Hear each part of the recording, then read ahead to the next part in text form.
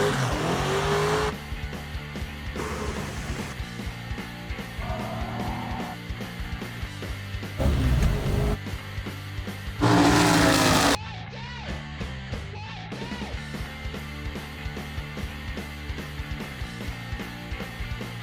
evening, everybody. Welcome back to the shop for episode 18. Is that it? That's all you got to say? That's all I have to say. What are we doing today? Gonna soap up the block. Yes? Sure. The block. Anything else? The big metal thing behind me. Anything else? And whatever else we can come up with. That works for me. Well, I've got the long screwdriver and we're just poking around the water jackets a little bit.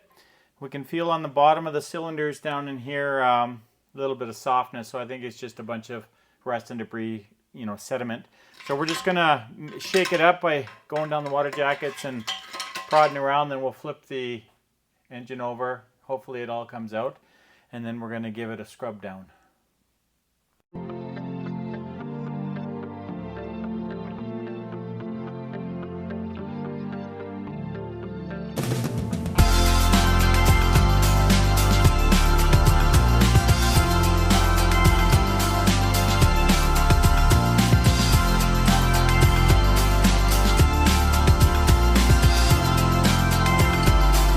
I got a fair bit of rust out the other day, but just from this little bit of poking around and tapping, you can see there's quite a bit of rust.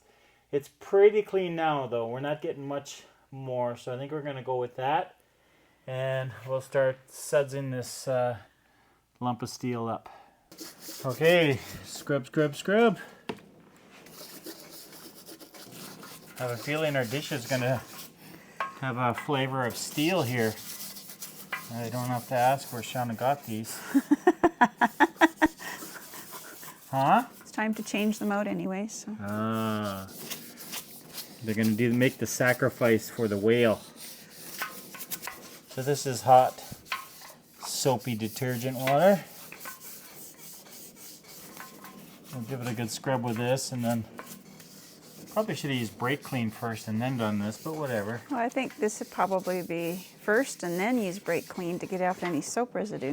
So due to copyright laws and reasons, we can't play any music while we're doing this, so we're gonna have Shauna sing to us. She's gonna sing us some favorite songs. Okay, so take it away. It's been nice knowing you, everybody. You think they're all going to leave? Yeah, pretty much. I have to find those brushes. I got some brushes for doing oil passages and stuff, but when you need them, you can't find them, and that's just the way it goes. So we'll have to do all this and then find some of those brushes and just scrub, scrub, scrub. That little screwdriver, there's some gunk here. Right here? Or a pick? Sure. Not sure who did this side, but they missed some. It was all you. My friend Randy mentioned in the comments that we should have like a garage night with a bunch of the buddies coming over and doing this, and maybe tonight would have been a good night for that. Now we'll get you guys over on a night when we got to put the motor back in the car. Oh, there you go. That might be a good one.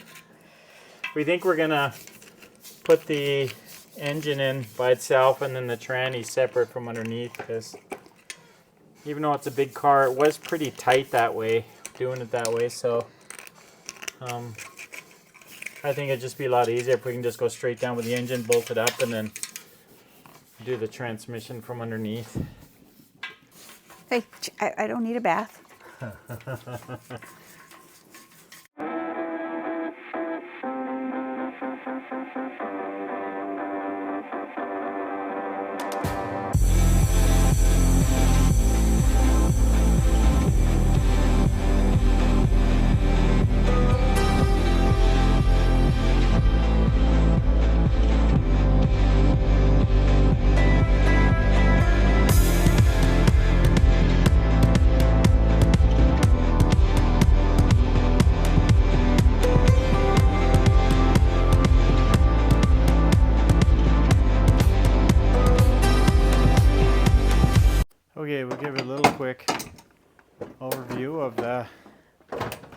I don't know, 80 or 90% clean block.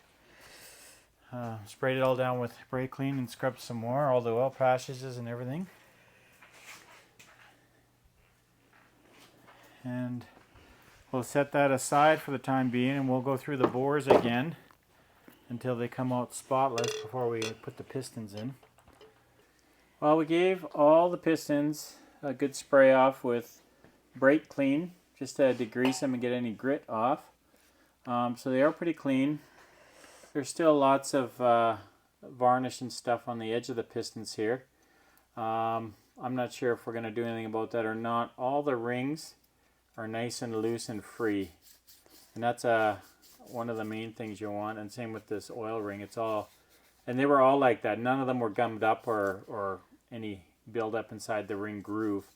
So you know, with the taper that's on this engine, because there is a ridge on top, you know, none of this buildup on here is a concern as far as that. So anyway, we'll pretty much got them all clean, and then we'll give the main caps a spray off, and then probably in the next couple of days we'll put this thing together.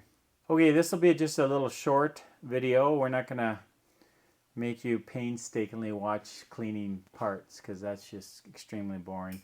Anyway, you can see we got all our main caps and the pistons and everything, rods all cleaned up, sprayed them off. And then I went upstairs into the stash and I found an intake manifold that came off of a New Yorker parts car years ago.